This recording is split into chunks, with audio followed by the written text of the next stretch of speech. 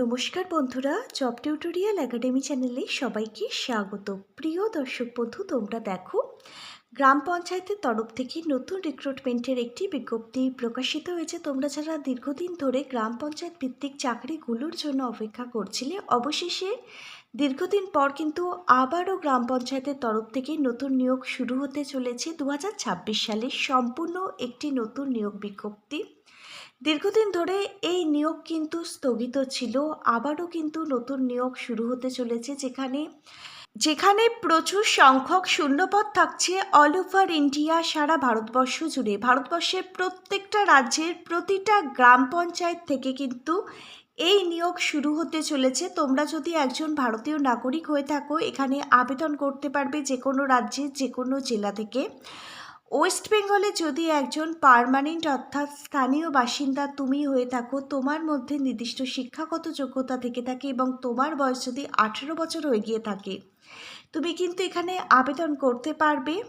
একটা কথা বলে রাখি, সব থেকে বড় বেনিফিট কি পাচ্ছ জানো? এখানের যে পরীক্ষা, সেই পরীক্ষার কম্পিটিশান অন্যান্য পরীক্ষার কম্পিটিশানগুলোর তুলনায় অনেকটাই কিন্তু লো কম্পিটিশান রয়েছে। আর তোমরা যদি এখানে 40% নাম্বার পেয়ে থাকো, তাহলেই কিন্তু তোমাদেরকে এখানে নিয়োগ করে নেওয়া হবে। তোমাদের এবারে সম্পূর্ণ আবেদনটি কিন্তু অফলাইনে নয়, অনলাইনে করতে হবে। নির্দিষ্ট সংস্থার যে অফিসিয়াল ওয়েবসাইট রয়েছে, সেই অফিসিয়াল ওয়েবসাইট ভিজিট করে আমি দেখিয়ে দেবো কিভাবে আবেদন করবে। আর কিন্তু তোমাদের জব পোস্টিং তোমাদের নিজেদের জেলাতেই হবে।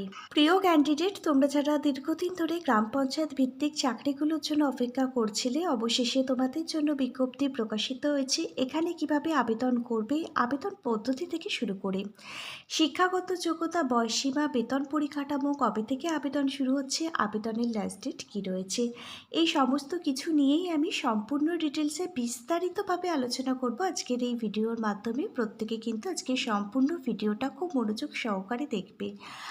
আর তোমাদের মধ্যে যারা চ্যানেলে নতুন দর্শক বন্ধু আছো, তোমরা যদি চাও তোমাদের প্রতিটা রাজ্যের প্রতিটা জেলার সরকারি এবং বেসরকারি চাকরির জব আপডেটগুলো সম্পূর্ণটাই বিনামূল্যে প্রতিদিন নিজেদের বাড়িতে বসে পেতে, তাহলে অবশ্যই কিন্তু মনে করি তোমাদেরই একাডেমি জব টিউটোরিয়াল একাডেমিকে একটা সাবস্ক্রাইব করে রাখবে।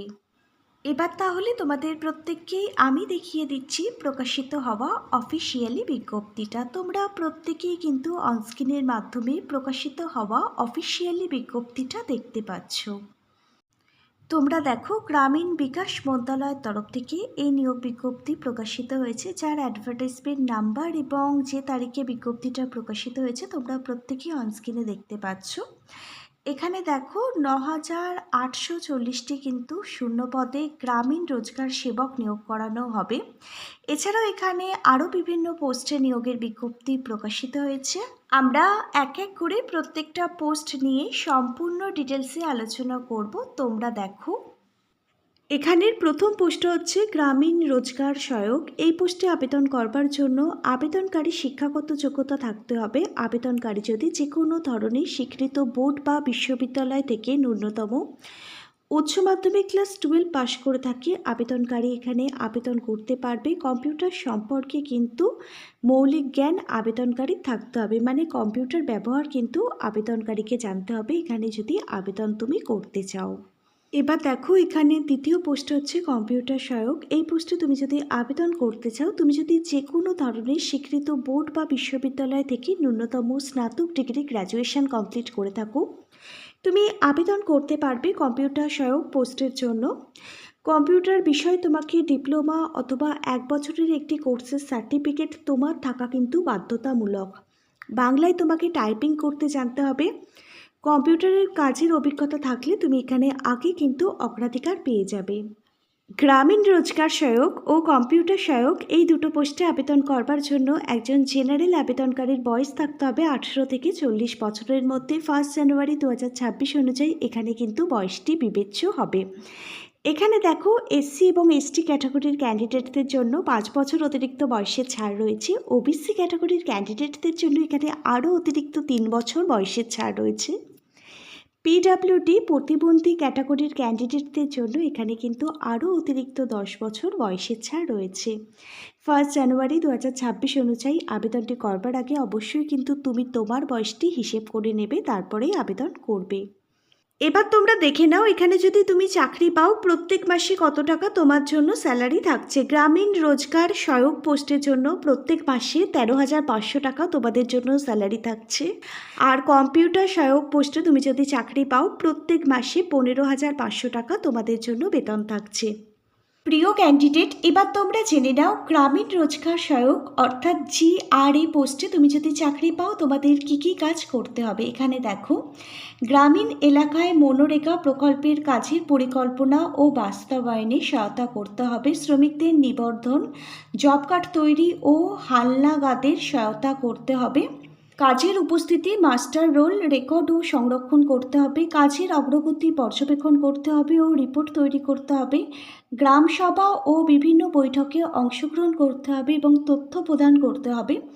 শ্রমিকদের মজুরি সংক্রান্ত তথ্যগুলো আদান প্রদানে সহায়তা করতে হবে। সরকারি প্রকল্প ও সুবিধা সম্পর্কে সাধারণ মানুষকে কিন্তু সচেতন ও অবহিত করতে হবে। ঊর্ধ্বতন কর্তৃপক্ষের নির্দেশ অনুযায়ী অন্যান্য দায়িত্বও কিন্তু পালন করতে হবে। এখানে দ্বিতীয় পোস্টটা হচ্ছে কম্পিউটার সহায়ক, যাকে বলা হয় CA। এই পোস্টে তুমি যদি চাকরি পাও কী কাজ করতে হবে জেনে নাও। কম্পিউটারে ডাটা এন্ট্রি ও তথ্য সংরক্ষণ করতে হবে। বিভিন্ন সরকারি প্রকল্পের তথ্য ও রেকর্ডগুলোর আপডেট রাখতে হবে। প্রয়োজনীয় রিপোর্ট তৈরি করতে হবে। ফর্ম ও ডকুমেন্টগুলো প্রিন্ট করতে হবে।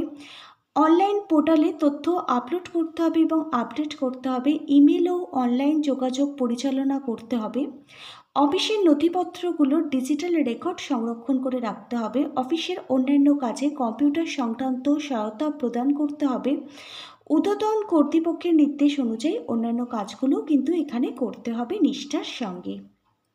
এবার জেনে নাও এখানে সিলেকশন প্রসেস অর্থাৎ নিয়োগ প্রক্রিয়া কি থাকছে। সবার প্রথমে তোমাদের লিখিত পরীক্ষা রিটেন এক্সাম দিতে হবে। এখানে অবজেক্টিভ টাইপের MCQ টাইপের কিন্তু লিখিত পরীক্ষায় প্রশ্ন আসবে।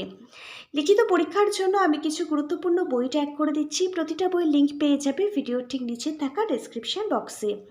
লিখিত পরীক্ষার নাম্বারের ভিত্তিতেই কিন্তু প্রার্থীদের জন্য শর্টলিস্টেড প্রকাশিত হবে। শর্টলিস্টেড ক্যান্ডিডেটদের ডাকা হবে ইন্টারভিউ এবং ডকুমেন্ট ভেরিফিকেশনের জন্য। প্রত্যেকটা অরিজিনাল ডকুমেন্ট ভেরিফিকেশান করা হবে।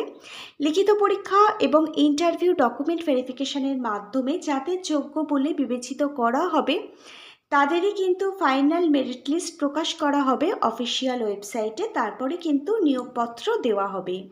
এবার তো জেনে নিতে হবে কবে থেকে এখানে আবেদন প্রক্রিয়া শুরু হচ্ছে। এবারে সম্পূর্ণ আবেদনটি কিন্তু অনলাইনে করতে হবে। গ্রাম পঞ্চায়েত রিক্রুটমেন্টের যে অফিসিয়াল ওয়েবসাইট রয়েছে সেই অফিসিয়াল ওয়েবসাইট ভিজিট করেই তোমাদের অনলাইনের মাধ্যমে আবেদন প্রক্রিয়াটি কমপ্লিট করতে হবে। এখানে 11ই আগস্ট 2026 থেকে আবেদন প্রক্রিয়া শুরু হচ্ছে অনলাইনের মাধ্যমে। এখানে 12ই সেপ্টেম্বর 2026 পর্যন্ত লাস্ট আবেদন প্রক্রিয়াটি চলবে। এখানে তোমাদেরকে কিন্তু 1 মাস মতো সময় দেওয়া হচ্ছে অনলাইন আবেদন প্রক্রিয়াটি কমপ্লিট করবার জন্য। প্রত্যেকটা যোগ্য ক্যান্ডিডেট অবশ্যই এখানে আবেদন করে দেওয়ার চেষ্টা করো। আবেদনটি করবার আগে অফিসিয়ালি যে বিজ্ঞপ্তিটা রয়েছে খুব ভালোভাবে পড়বে, বুঝবে, নিজের দায়িত্বে আবেদন করবে। আজকে তাহলে এখানে এই পর্যন্তই। Hare Krishna, Radhe Radhe, thank you universe, ধন্যবাদ সবাইকে।